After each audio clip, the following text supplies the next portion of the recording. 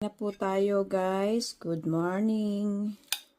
Ito ang breakfast ko. Kanina nagsiopaw ako. Ito naman yung aking dessert.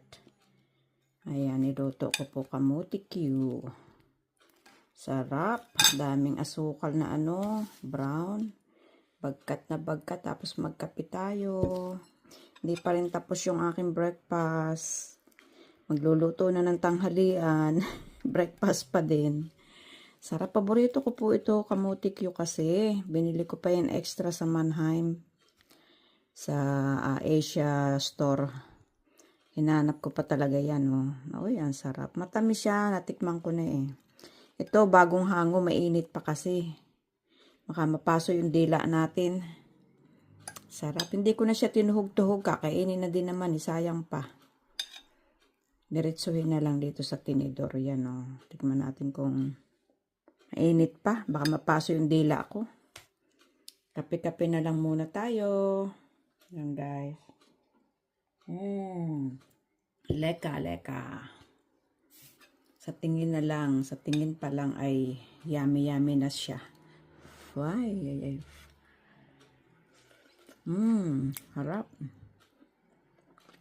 Malinamnam siya. Swerte ko yung kinuha kong 3 piraso lang po. Yan na malaki. Ang dami na agad niya. Oh. Yung iba niluto ko magawa bukas ng butchi-butchi. Bumili ako ng clib rice.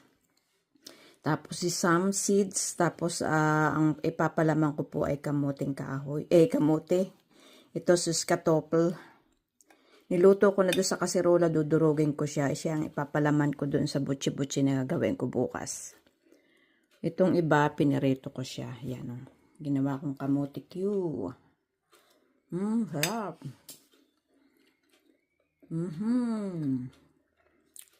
Yummy, yummy. Ang tamis. Wala siyang sugat. Maganda ang pagka tubo niya. Ang gusto kong sabihin ba?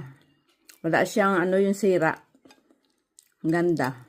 3 piraso lang po yan na malaki. O, yung dami ng kinalabasan na kamuti Q. My favorite. Ang sarap. Kain po tayo. Salamat po. Bye-bye.